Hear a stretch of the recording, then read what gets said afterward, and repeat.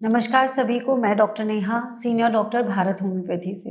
अगर आपको सोरियासिस की शिकायत है तो ऐसी कौन सी 6 चीज़ें हैं जो आपको बिल्कुल अपनी डाइट में शामिल नहीं करनी चाहिए।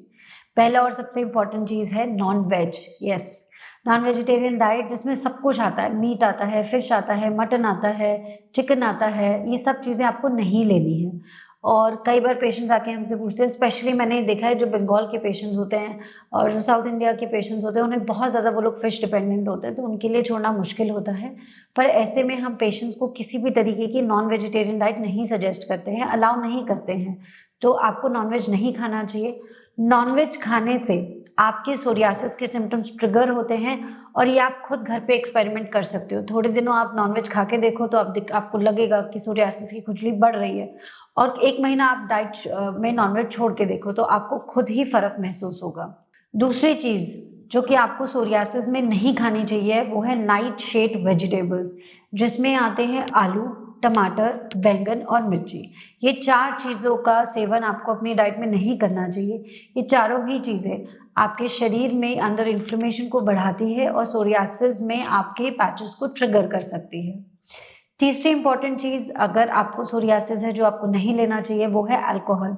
अल्कोहल बिल्कुल भी नहीं सोरियासिस में रिकमेंडेड होता है, एब्सोल्युटली रिस्ट्रिक्टेड होता है। थोड़ा-सा भी नहीं, 10 एमएल, 20 एमएल, 30 एमएल भी नहीं अल्कोहल लेना है, ये बात आपको समझ लेनी है अच्छे से। अल्कोहल लेने से आपके लिवर में लिवर की जो एक तरीके से क्लीन करने की क्षमता होती है, डिटॉक्सिफाई जो करता है लिवर, वो जो होती है ना काम, वो हैम्पर हो जाता है, इसलिए आपको अल्कोहल नहीं लेना चाहिए। प्लस अल्कोहल लेने से जो आप ऑलरेडी अगर मेडिसिन कोई ले रहे हो सोरियासिस को ठीक करने के लिए, तो उसके एक्शन में भी इंटरफेयर करती है, तो आपको ये दिखेगा कि जो जिस स्पीड से रिकवरी आनी चाहिए वो नहीं आ रही है।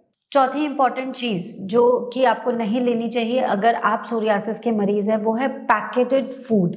कोई भी खाना जो पैकेट में बन के रेडी हो रहा है वो आपको नहीं खाना चाहिए। उसका क्या रीज़न है? एक तो उसमें केमिकल्स होते हैं, प्रिजर्वेटिव्स होते हैं, प्लस जितना भी खाना आपको पैकेटेड फूड में अवेलेबल है उसमें ट्रांस फैट्स होते हैं, यानी कि एक ऐसे सैचुरेटेड फैटी एसिड्स होते हैं जो आपके लिए बहुत नुकसानदायक हो सकते हैं। आपकी और भी बीमारियों के बढ़ने के चांसेस रहते हैं, आपको प्रोन बनाते हैं डायबिटीज़ को, हार्ट डिजीज़ को और बीपी को, इन सब चीज़ों के लिए और प्रोन बनाते हैं। शरीर और अंदर से इन्फ्लेमेटरी मार्कर्स बढ़ जाते हैं। तो पैकेटेड जितना भी फूड होता है वो आपको नहीं खाना चाहिए।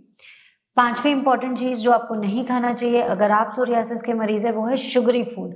बहुत ज़्यादा मीठा, बहुत ज़्यादा बेकरी आइटम्स जैसे कि शुगर है, केक्स है, पेस्ट्रीज़ है, ये आपको नहीं खाना चाहिए।